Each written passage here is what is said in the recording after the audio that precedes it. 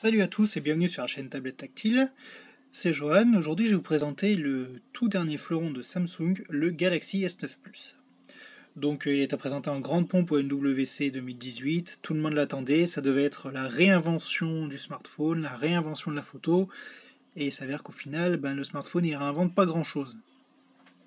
Samsung reste sur des acquis, certes de bons acquis, comme le Galaxy S8 de l'an dernier, sur lequel il est basé ce nouveau smartphone. Donc le Galaxy S9 Plus, comme vous pouvez le constater, design similaire à 90% par rapport à son prédécesseur.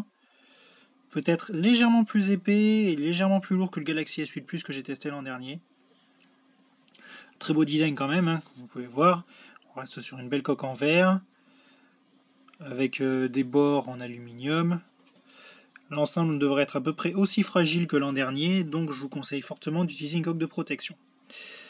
Le gros changement, c'est le lecteur d'empreintes digitales, qui au lieu d'être sur le côté comme avant, repasse en bas sous l'appareil photo. D'ailleurs, la partie photo, c'est le gros point de cette année, puisque Samsung a visé relativement haut quand même, hein.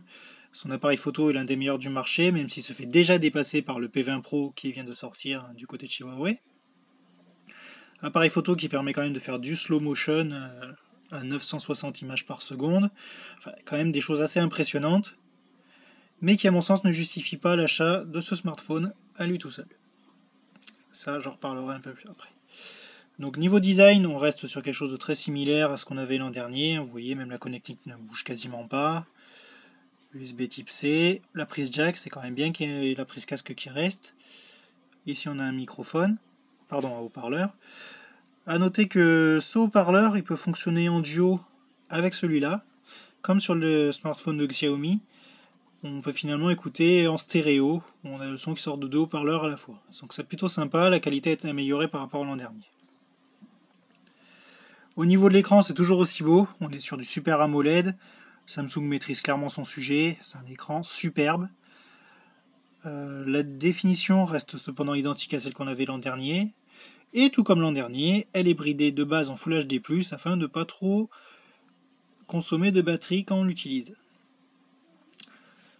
Au niveau de l'expérience de l'interface justement de Samsung Experience, pareil, on reste sur quelque chose de très proche de l'an dernier. Même si le smartphone bénéficie d'Android 8.8, Samsung Experience, la surcouche, elle, ne change pas énormément.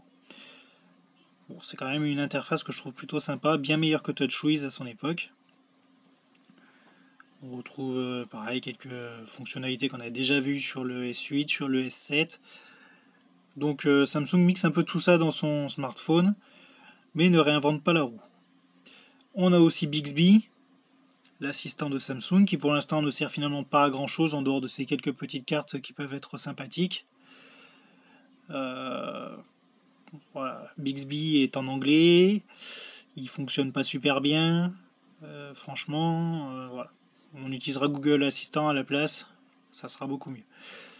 Voilà. Donc au niveau des nouveautés, comme vous voyez, c'est vraiment très limité, à part la caméra, avec une application simple d'emploi, mais pas forcément bien faite, vous voyez, comme sur l'iPhone, on est obligé de glisser 50 fois pour avoir le mode qu'on veut, c'est pas forcément l'application la mieux conçue au monde. Voilà, il n'y a vraiment pas grand chose de nouveau sur ce téléphone et finalement c'est son gros défaut puisque son prix augmente quand même de 150 € par rapport à l'an dernier. Donc 150 € pour un smartphone qui se contente d'avoir un capteur photo un cran au-dessus de ce qui était déjà super l'an dernier. Bon, un design légèrement retravaillé, mais voilà, par juste le capteur d'empreinte, il n'y a vraiment rien qui change. Et en plus, il se permet d'avoir une autonomie moins bonne que l'an dernier. Est-ce que ça vaut le coup de mettre ces 150 € en plus? Je serais tenté de dire non. Si vous avez déjà un Galaxy S8 Plus, gardez-le, franchement, vous verrez quasiment aucune différence. Vous aurez les mêmes mises à jour pendant plus d'un an. Donc non, franchement, ça vaut pas le coup de changer. Je conseillerais même plus, si vous n'avez aucun Samsung et que vous voulez tenter l'aventure, achetez-vous plutôt un Galaxy S8, qui maintenant peut se trouver à 500-600 €, plutôt que de craquer pour un Galaxy S9 à 900 €. Surtout que le S9 Plus monte quasiment à 1000 euros. Donc voilà, c'est quand même une déception pour un smartphone qui devait tout réinventer. Au final, ben voilà. On a l'impression que Samsung arrive un peu au maximum de ce qu'il sait faire pour l'instant.